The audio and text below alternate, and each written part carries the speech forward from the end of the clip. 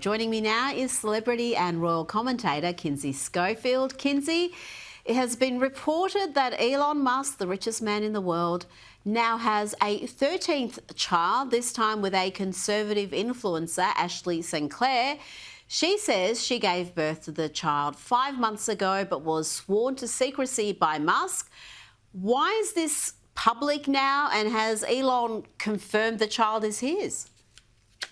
Elon has absolutely not confirmed that the child is his. Now, Ashley claims that she released this information because a tabloid was threatening to release it against her will. So she claims that she took control of the situation by announcing it herself on X. The only way that Elon has kind of acknowledged it was when another conservative pundit claimed that Ashley St. Clair has been gunning for Elon for a decade, where Elon just replied underneath that accusation on Twitter, "Whoa." That's interesting. Okay, is that an admission in a way? I don't know. I'm going to keep an eye on this story, but more baby mama drama for Elon. I mean, the guy is prolific in that area. Now, let's talk about these documents that were reviewed by the New York Post. And they've revealed that Prince Harry and Meghan Markle have donated hundreds of thousands of dollars to Democrat operatives through their charity, the Archwell Foundation. Kinsey, what's been the reaction? I can imagine some of the folk giving money to this charity would be appalled to learn where their money has ended up. Yeah, I agree. Now, Archwell's biggest donation, $250,000, went to Ashley Biden's charity, daughter of former President Joe Biden. This is a kind of a safe house in Pennsylvania for women that recently opened. And there were questions at the time when we realized this after seeing these tax documents as to whether or not that influenced at all Joe Biden's administration fighting so hard to protect Prince Harry's visa application. Niall Gardner, who, as you know, has been fighting through the Heritage Foundation to get those documents released, said that he believes that these donations should be scrutinized by Congress. He said Harry and Meghan still retain royal titles and should not be engaging in any way in political activity. He believes it's outrageous, and I think that you'll find a lot of people that agree with that statement. Now, let's talk about Kanye West and his Australian wife, Bianca Censori. Reports are that they have split. It's all over. Divorce is imminent. What is the latest, and is there a prenup? There is not a prenup, but I would just say to you, this is not the first time you and I have had this discussion. You and I've, we've discussed the potential of these two falling out on multiple occasions. But, his recent rants online, anti-Semitic, hateful, misogynistic, I do think that probably led. I mean, this was 11 days also after you and I discussed the Grammy incident, the famous Grammy incident, that this alleged divorce started to kind of unfold. But according to reports, no prenup. And TMZ reports that both sides have contacted divorce attorneys. That is shocking if he hasn't got a prenup, because he would have been worth what when they got together? He boasts about being a billionaire. I don't know if that's accurate, but he's certainly worth probably hundreds of millions. So interesting indeed. There's another high-profile divorce. This one also involves an Australian bride. This divorce is between actor and comic Sasha Baron Cohen, Ali G, Borat, we all know his films, and Australian actress Isla Fisher. Sources say the split is said to be one of the nastiest in Hollywood history. What's going on there, Kinsey?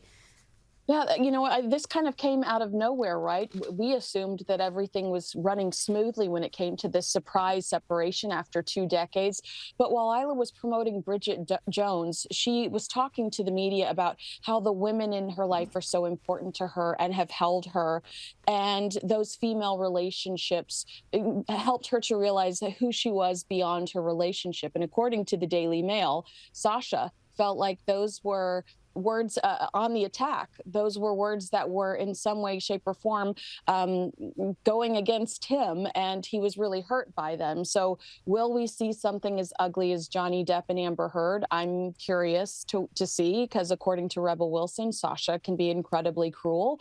But, you know, Isla's just so precious. I don't imagine that she would allow it to go in that direction.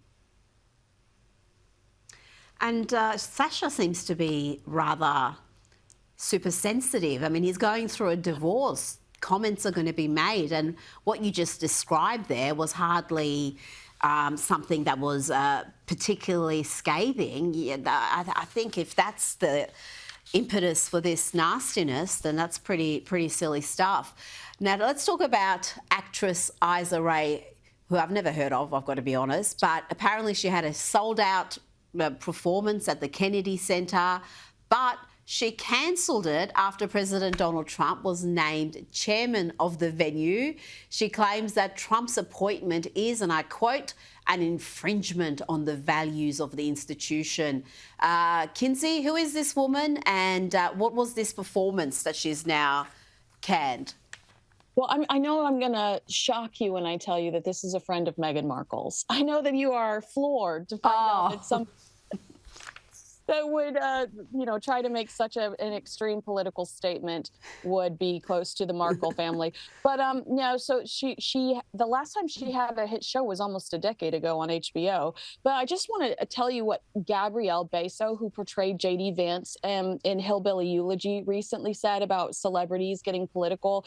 He said in a podcast called Great Company, we're court jesters, we're entertaining, we're public servants, we're there to perform, to entertain.